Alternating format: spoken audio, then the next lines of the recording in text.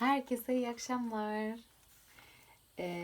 Başlattığım maceranın bugün devamını The Little Prince'le devam ettireceğim.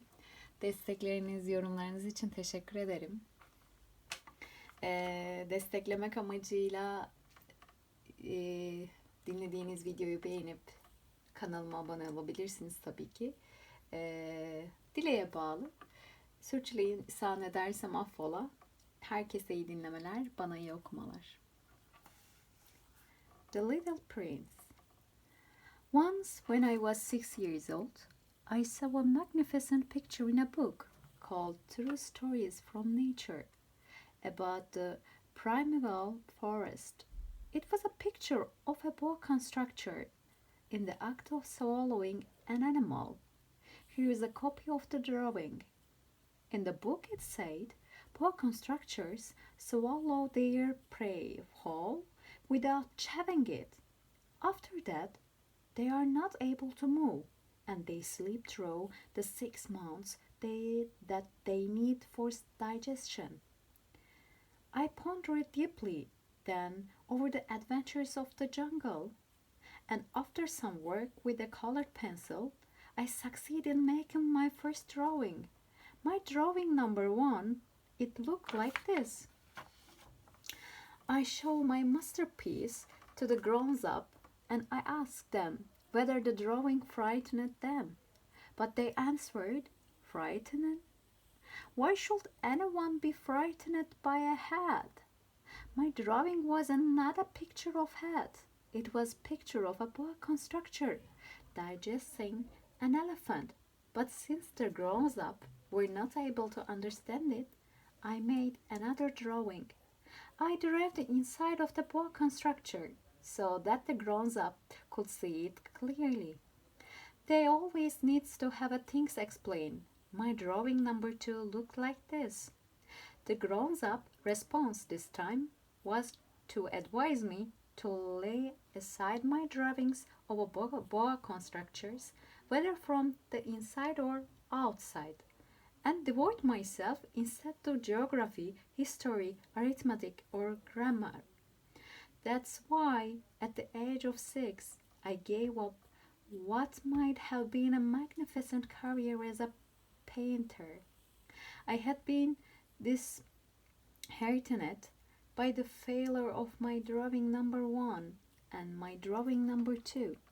Grown-ups never understand anything by themselves, and it is tiresome for children to be always and forever explaining things to them. So then I chose another profession and learned to pilot airplanes. I have flown a little over all parts of the world, and it's true that geography has been very useful to me. At a glance, I can distinguish China from Arizona. If one gets lost in the night, such knowledge is valuable. In the course of this life, I have had a great many encounters with a great many people who have been concerned with matters of consequence. I have lived a great deal among grown-ups. I have seen them intimately close at hand, and that hasn't much improved my opinion of them. Whenever I met one of them who seemed to me at all clear-sighted, I tried the experiment of showing him my drawing number 1, which I have always kept. I will try to find out. So, if this was a person of true understanding, but whoever it was, he or she would always say, "That's a hat," then I would never talk to that person about boa constrictors or primeval forest or stars. I will bring myself down to his level.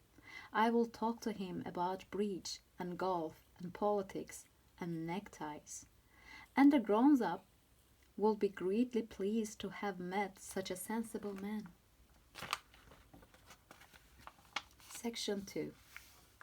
So I lived my life alone without anyone that I could really talk to until I had an accident with my plane in the desert of Sahara 6 years ago.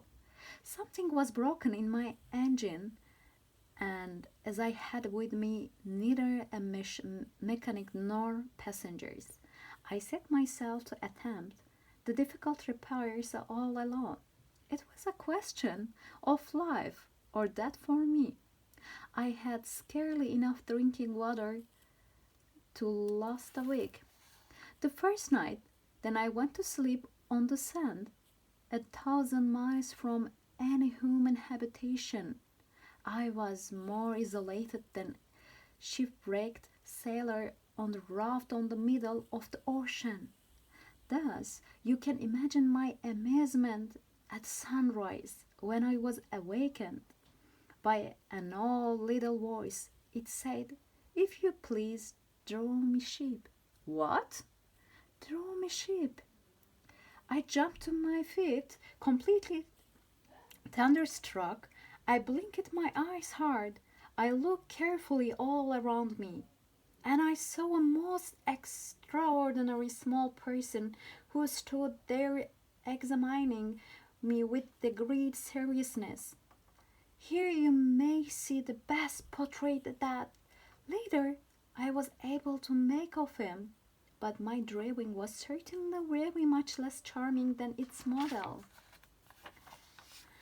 That, however, it's not my fault.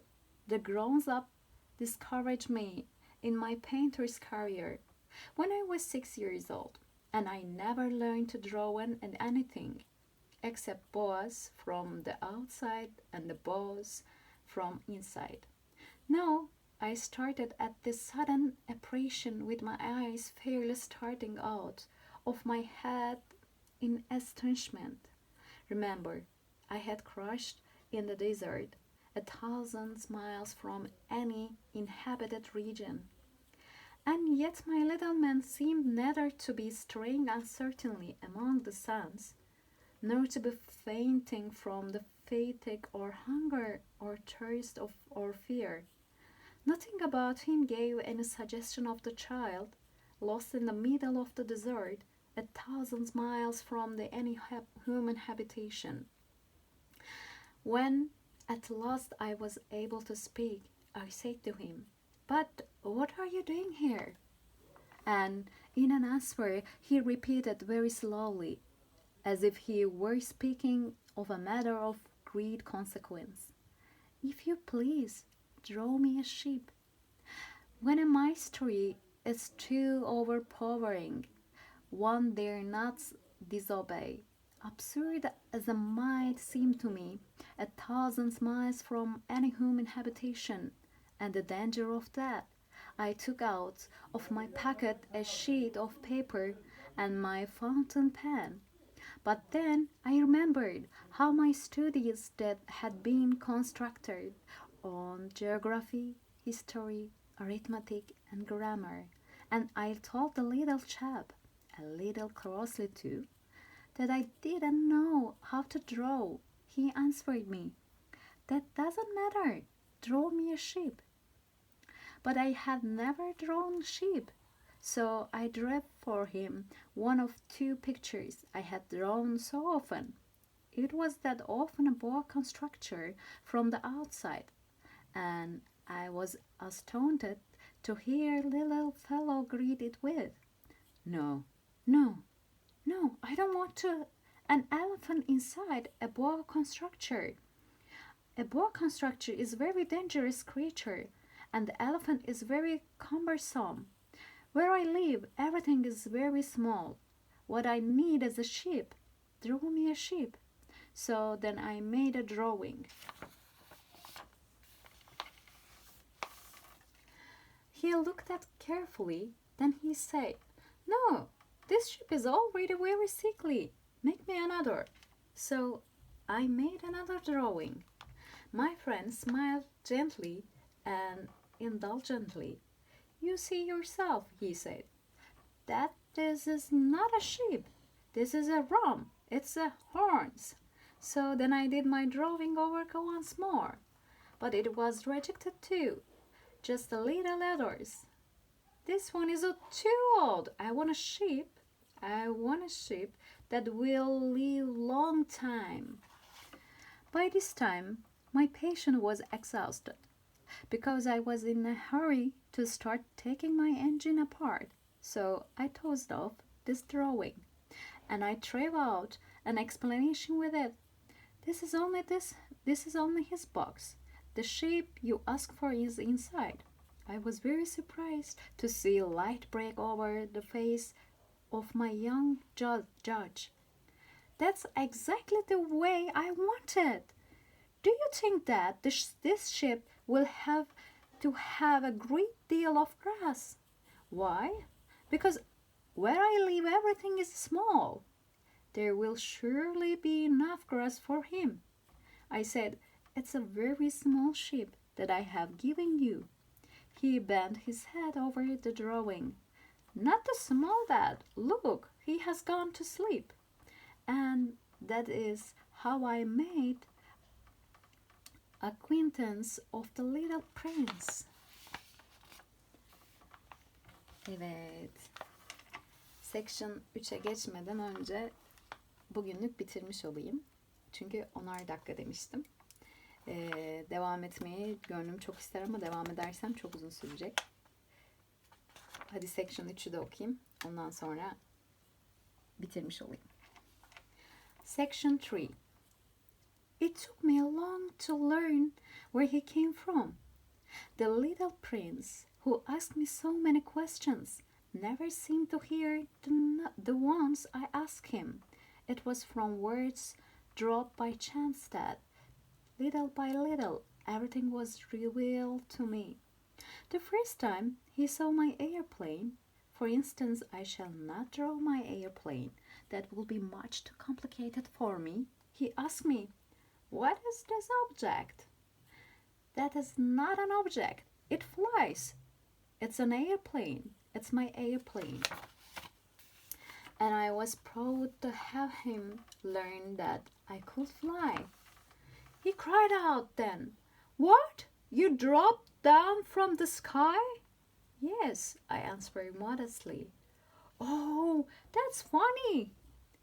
And his little prince broke into a lovely peal of laughter, which irritated me very much. I like my misfortune to be taken seriously. Then he added, so you two come from the sky, which is your planet? At that moment, I caught a gleam of the light of immeasurable mystery of his princess, and I demanded abruptly, do you come from another planet? But he didn't reply. He tossed his head gently without taking his eyes from my plane. It's true that on that you can't have come from very away. And he sank into reverie, which lasted a long time. Then, taking my sheep out of his pocket, he buried himself into the contemplation of his treasure. You can imagine how my curiosity was aroused by this half-confidence about other planets. I made a great effort, therefore, to find out more on this subject. My little man, where do you come from? What is this where I live, of which you speak? Where do you live? Where do you want to take your ship?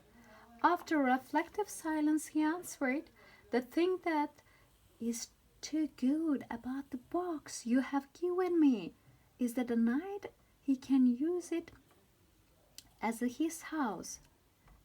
This is so, and if you're good, I will give you a string too, so that you can tie him during the day, and a post to tie him to. But the little prince seemed shocked by his offer. Tie him? What a queer idea! But if you don't tie him, I said, he will wander off somewhere and get lost. My friend broke into another peal of laughter. But where do you think he would go? Anywhere, straight ahead of him. Then his little prince said earnestly, "That doesn't matter. Where I live, everything is so small." And with perhaps a hint of sadness, he added, "Straight ahead of him, nobody can go very far." Herkese iyi geceler dilerim. Bu okumamı özlenen kişiye armağan ederim. Görüşmek üzere.